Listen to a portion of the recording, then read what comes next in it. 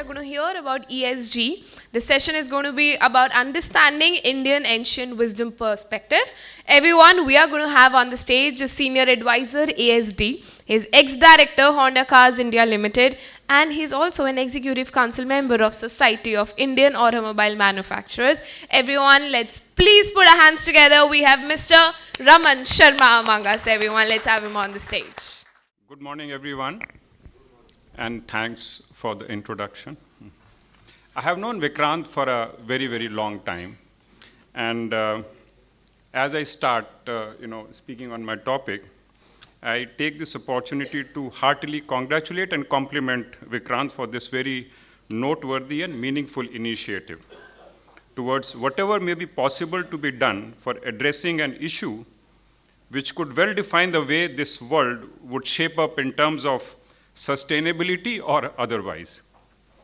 The topic that I have to speak on is Indian ancient wisdom perspective. What is the ESG imperative for India? In the Paris Agreement of the United Nations Climate Change Conference in 2021, India's Prime Minister has committed to achieving net zero emissions by 2070. So that's the imperative. Accordingly, corporate entities need to and must integrate ESG principles to achieve this target by taking and ensuring steps for safeguarding the environment, interests of various stakeholders, and business sustainability as a whole. What is the ESG scope? Who all does it cover? And that's where we will talk about the Indian ancient wisdom implications for the same. Conscious corporate entities acknowledge that their responsibilities, in addition to ensuring monetary returns, must necessarily extend to ensuring positive social and environmental sustainability, so as to ensure sustainability of shareholder returns as well. In this sense, profits and sustainability purpose are synergistic and must coexist. And this reinforces that business is necessarily beyond shareholders.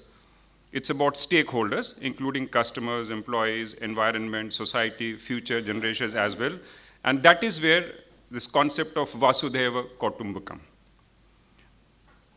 The ancient Indian wisdom, meaning the whole world is one family, focus on ESGs embedded in Vasudhaiva Kutumbakam and accepting diversity through the lens of inclusivity.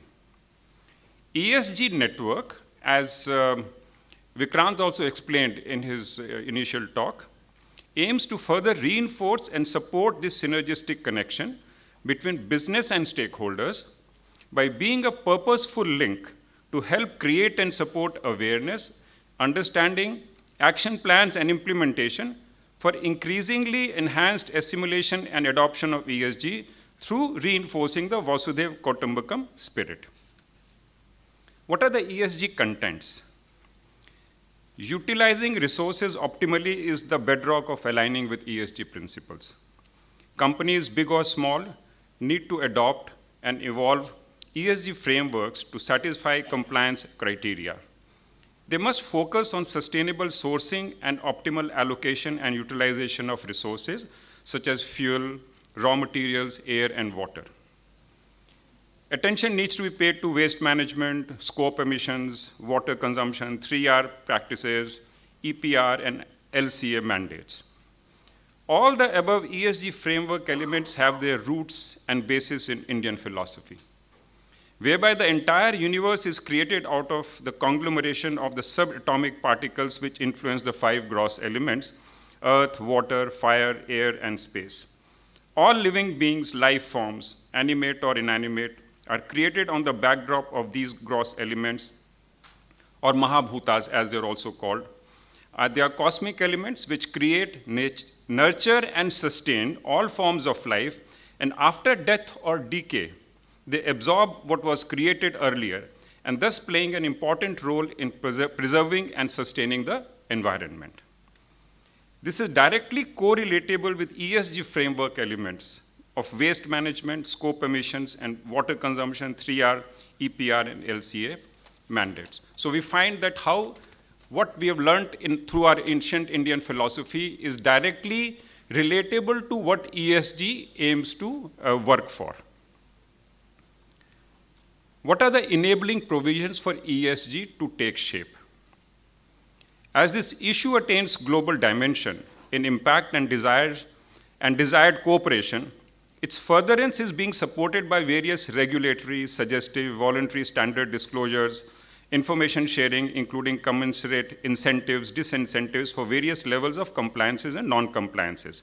Some of these are Securities and Exchange Board of India have made ESG disclosures mandatory for the top 1,000 listed companies under its Business Responsibility and Sustainability Reporting Initiative. There's also a defined mandate for corporate social responsibility. These companies must spend at least 2% of their net profits on CSR and disclose their ESG profiles to attract capital from global ESG conscious investors and financiers. RBI has joined the Network for Greening the Financial System, NGFS, to contribute to global green finance and drive India's financial sector towards policy formation and climatic risk resilience development and assessment. State Bank of India has formulated ESG compliant lending policies, pushing companies to act more responsibly. Then we have various other standards like GRI, Global Reporting Initiative, TCFD, Task Force on Climate-Related Disclosures, etc. And many large global investors have adopted well-defined ESG policies in their due diligence and investment monitoring processes. They capitalize on opportunities to promote ecologically impactful investing and environmental sustainability and avoid investing in entities with poor ESG practices. Indian corporate system is well evolving and is going through various incremental stages of optimizing its transition strategy, financing requirements, and ESG profiles. There are then punitive measures as well under pollution control laws. Now, what has all this to do with ancient Indian wisdom, you must be wondering. Very interestingly, I was going through some literature. Kautilya or Chanakya, in his Arthashastra, has suggested suitable punishments for tree felling. So there's a specific example of how in Arthashastra he has explained the kind of fines which will be imposed if tree felling crime if it is committed. Following demonstrates how concerned the ancient Indian rulers were towards the nature and environment.